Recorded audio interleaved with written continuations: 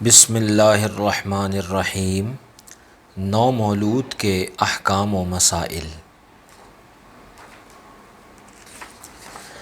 اولاد اللہ تعالیٰ کی ایک عظیم نعمت ہے۔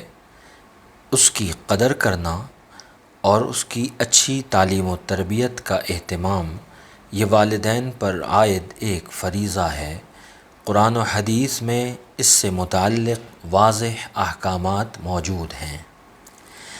یہاں نومولود سے متعلقہ ضروری حقوق و احکام کو بیان کیا جا رہا ہے تاکہ ہم بچے کی پیدائش کے مبارک موقع پر غیر شرعی ہنگامہ آرائیوں سے بچ کر سنت طریقے کے مطابق اس فریضے کو ادا کر سکیں۔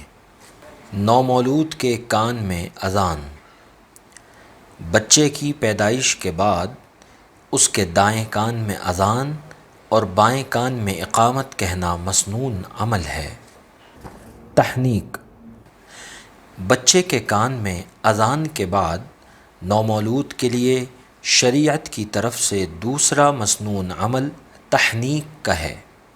تحنیک کا طریقہ یہ ہے کہ اللہ کے کسی نیک بندے کے منہ میں چبائی ہوئی کھجور یا کوئی بھی میٹھی چیز بچے کے منہ میں ڈال کر اس کے تالو پر مل دی جائے۔ بال منڈوانا اور چاندی کا صدقہ کرنا۔ ایک مسنون عمل یہ بھی ہے کہ نومولود کے سر کے بال مونڈ کر بالوں کے وزن کے برابر چاندی یا اس کی مالیت صدقہ کر دی جائے۔ عقیقہ۔ شریعت کی اصطلاح میں نومولود بچے یا بچی کی جانب سے اس کی پیدائش کے 7ویں روز جو جانور ذبح کیا جاتا ہے اسے عقیقہ کہتے ہیں۔ عقیقہ کرنا سنت ہے اور رسول اللہ صلی اللہ علیہ وسلم اور صحابہ کرام رضی اللہ عنہم سے صحیح احادیث سے ثابت ہے۔ عقیقے کی وجہ سے بچے سے مصیبتیں اور بلائیں دور ہو جاتی ہیں۔ عقیقے کے چند اہم مسائل۔ مستحب یہ ہے کہ لڑکا ہو تو 2 بکرے یا 2 بکری ذبح کریں اور لڑکی ہو تو 1 بکرا یا 1 بکری۔ اگر وسعت نہ ہو تو لڑکے کی طرف سے 1 بکرا بھی کر سکتے ہیں۔ عقیقے کے لیے 7ویں دن کا اختیار کرنا مستحب اور ایک پسندیدہ عمل ہے۔ مثلاً اگر بچہ یا بچی کی پیدائش جمعے کے روز ہوئی ہے تو 7واں دن جمعرات ہوگا۔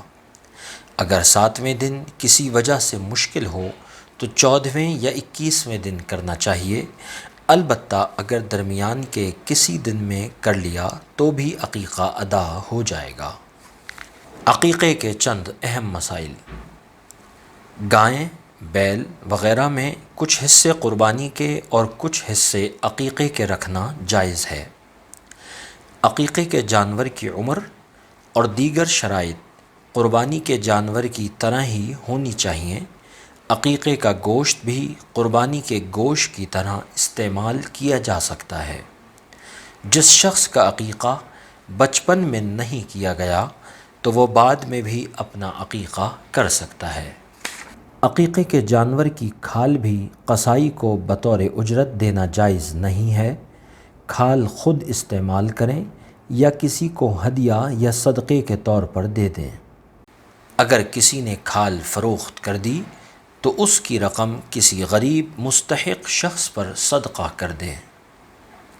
نوٹ: بہتر یہ ہے کہ پہلے سر منڈوائیں اور پھر عقیقے کا جانور ذبح کریں، البتہ پہلے جانور ذبح کرنا بھی جائز ہے۔